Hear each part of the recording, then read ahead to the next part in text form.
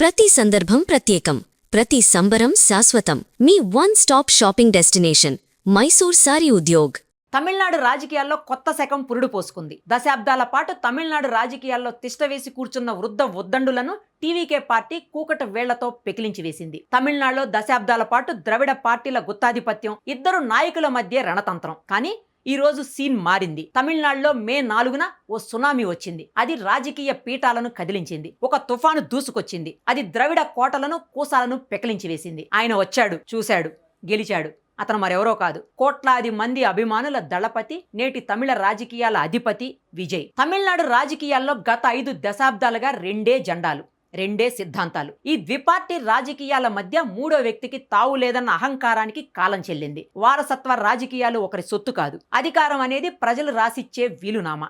ఆ వీలునామాను తమిళ తంబీలు విజయ్ పేరున మార్చి రాసేశారు. వెండి తెరపై కోట్ల రెమ్యూనరేషన్, తిరుగులేని స్టార్డమ్, వాటన్నింటినీ వదిలేసి జనక్షేమమే ధ్యేయంగా అడుగుపెట్టిన విజయ్ కేవలం ఒక నటుడిగా రాలేదు, ఒక సైనికుడిగా వచ్చాడు. అహంకార ఆధిపత్యానికి, అభివృద్ధి ఆశయానికి మధ్య జరిగిన ఈ యుద్ధంలో చివరకు విజయమే గెలిచింది. ఇక విజయ్ భారీ విజయానికి బలమైన బలం ఫ్యాన్ బేస్. కొన్నాళ్లుగా సేవా కార్యక్రమాలు నిర్వహిస్తున్న విజయ్ మక్కల ఈయక్కం క్రమంగా శక్తివంతమైన రాజకీయ కేడర్గా మారింది. రక్తదాన శిబిరాలు, విద్యా సహాయం, విపత్తుల సమయంలో సహాయక చర్యలు వంటి కార్యక్రమాలు ప్రజల్లో విశ్వాసాన్ని పెంచాయి. ముఖ్యంగా యువత మద్దతు టీవీకే విజయానికి కీలకం. మొదటిసారి ఓటు వేసిన యువత పెద్ద ఎత్తున విజయ్కు మద్దతు తెలిపారు.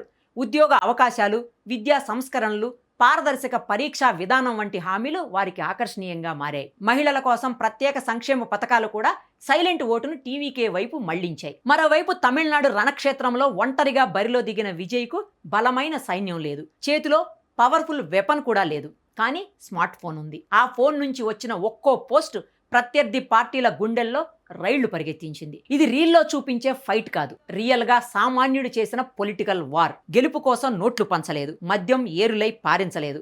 కేవలం క్లియర్ ఐడియాలజీ, క్లీన్ ఇమేజ్ ఉన్న అభ్యర్థులను నిలబెట్టి వ్యవస్థలో మార్పు తేవచ్చని నిరూపించారు. ప్రతి ఓటు ఒక ఆయుధమైతే విజయ్ ఆ ఆయుధాలను నడిపించిన సేనాని అయ్యారు. నాయకుడంటే కేవలం మేనిఫెస్టో ఇచ్చేవాడు కాదు, ప్రజల ఆకలిని, ఆశను గుర్తించేవాడు. టీవీకే సిద్ధాంతం క్లియర్ కట్గా ఉంది. అవినీతి రహిత పాలన, అందరికీ సమాన అభివృద్ధి. ద్రవిడ పార్టీలు ఇన్నాళ్లు సెంటిమెంట్తో రాజకీయం చేస్తే విజయ్ సొల్యూషన్తో రాజకీయం చేశారు. పాతాళానికి పడిపోయిన వ్యవస్థను పైకి లేపడానికి ఒక బాహుబలి రావక్కర్లేదు, చిత్తశుద్ధి ఉన్న ఒక మనిషి చాలు.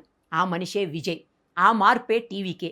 తమిళనాడులో ఈ గెలుపు కేవలం విజయ్ది మాత్రమే కాదు, మార్పు కోసం ఎదురు చూస్తున్న ప్రతి తమిళ బిడ్డది. ప్రస్తుతానికి తమిళ రాజకీయాల్లో కొత్త శకం పురుడు పోసుకుంది, కొత్త చరిత్ర రాయబడింది.